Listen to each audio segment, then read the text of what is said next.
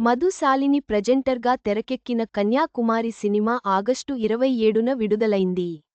శ్రీచరణ్ రాచకొండ, గీత్ సైని జంటగా నటించిన ఈ గ్రామీణ ప్రేమకథ ఎలా ఉందో తెలుసుకుందాం. నటీనటులు: శ్రీచరణ్ రాచకొండ, గీత్ సైని, భద్రం, మురళీధర్ గౌడ్ తదితరులు. రచన, దర్శకత్వం: Srujan Attada. Cinematography: Siva Gajula. Haricharan K. Release date: August 27, 2025. తెలుగులో ఎన్నో సినిమాల్లో హీరోయిన్గా నటించిన మధుశాలిని ప్రెజెంటర్గా మారిన సినిమా కన్యాకుమారి. శ్రీచరణ్ రాచకొండ, గీత్ సైని హీరోయిన్లుగా నటించిన ఈ సినిమాకు కథ, దర్శకత్వం, నిర్మాతగా సృజన్ అట్టాడ వ్యవహరించారు.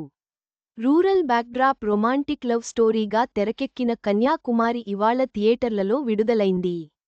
మరి ఈ సినిమా ఎలా ఉందో నేటి కన్యాకుమారి రివ్యూలో తెలుసుకుందాం. స్కూల్లో చదువుకుంటున్నప్పుడు కన్యాకుమారిని తిరుపతి ప్రేమిస్తాడు. అయితే రైతు కావాలని తిరుపతి, సాఫ్ట్వేర్ ఇంజనీర్ కావాలని కన్యాకుమారి కలలు కంటారు. అయితే చదువు మానేసి తిరుపతి రైతు అయితే ఇంట్లో సమస్యల వల్ల కన్యాకుమారి డిగ్రీ మాత్రం చేసి బట్టల షాపులో పని చేస్తుంటుంది.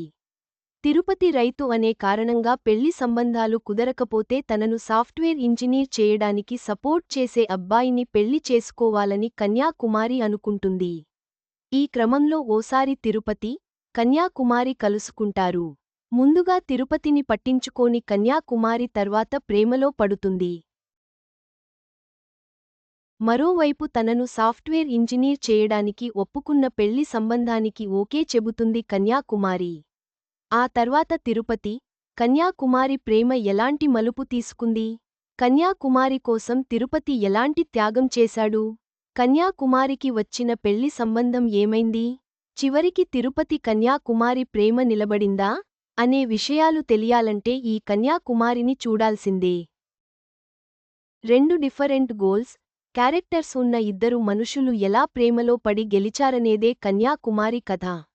అయితే ఇలాంటి తరహా సినిమాలు అన్ని ఇండస్ట్రీలో ఎన్నో వచ్చాయి. కన్యాకుమారి ప్లాట్ చాలా రొటీన్దే. రూరల్ బ్యాక్డ్రాప్లో కూడా ఎన్నో ప్రేమకథా చిత్రాలను తెరపై చూశాం. అయితే రెగ్యులర్ స్టోరీ అయినప్పటికీ చూపించిన సన్నివేశాలు మాత్రం ఫ్రెష్గా ఉంటాయి. కథలో కనెక్ట్ అయ్యేలా చేస్తాయి. తిరుపతి, కన్యాకుమారి మధ్య వచ్చే సీన్స్, లవ్ ట్రాక్ను ఆకట్టుకునేలా తెరకెక్కించారు డైరెక్టర్.